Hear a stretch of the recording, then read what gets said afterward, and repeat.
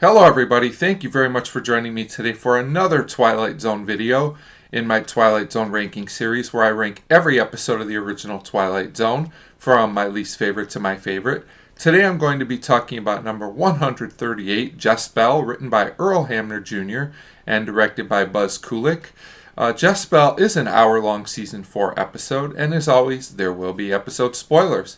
So, Jess-Belle's kind of a unique Twilight Zone episode in the fact that it's kind of a fairy tale or even folk tale, you could say, which is not something the show really did a lot, but that makes it kind of interesting, I guess. So this episode's about a woman named Jess-Belle, and she's in love with a man named Billy Ben, but he's going to marry another woman named Elwyn. So Jess-Belle gets desperate, and she turns to, I guess you'd say, an elderly lady who we find out is a witch, or Twilight Zone's version of a witch anyway, and she wants a love spell to make Billy Ben love her instead of the other girl, but of course Jess-Belle has to pay a price for this, and she turns into a leopard every night at midnight and stays that way until it gets light again. So like I said, not a typical Twilight Zone story.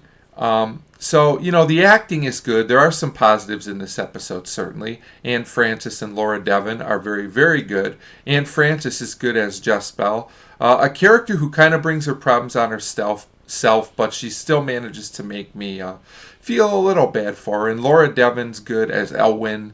She's got kind of the other girl role, which could be bad and boring, but she makes the most of it. James Best and Jeanette Nolan are okay in support, but nothing great. But they're fine.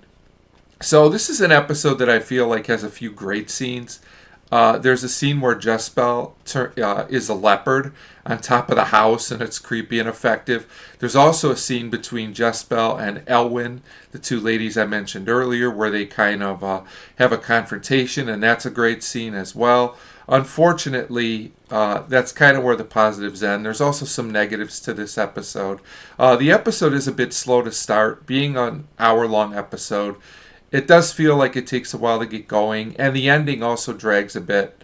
There's a scene after Jess-Belle is a leopard, and they do away with her in that form. The episode keeps going for a while, and it kind of just drags without the character's presence until the very end, which is okay. Of course, Elwyn gets possessed for a brief time, and then her and Billy Ben end up together.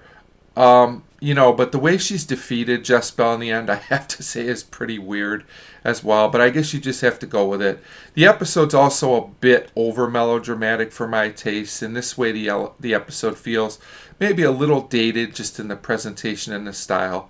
And also, there's a folk song running through the episode, that I don't really care for much either. As a matter of fact, it replaces Rod Serling's ending narration at the end, and I never thought I'd miss Rod's narration so much. I definitely would have preferred that. But Jess-Belle is an interesting episode. There's some well-done scenes. And in the end, it's a unique Twilight Zone episode. And because of the performances of the two lead females, and because it is kind of an interesting story, I do consider Jess-Belle to be kind of an average episode. It's not great, but it's not terrible. There's things I like and things I don't like. It does drag a little bit in the hour-long format, but overall, I think Jess-Belle is okay, and that's why it ranks at number 138 on the list. As always, feel free to leave me a comment on what you think of this episode, if you think I ranked it too high or too low. I know this is an episode that kind of gets a mixed reception in the Twilight Zone community. As always, thanks very much for watching. Next up will be number 137. Thank you.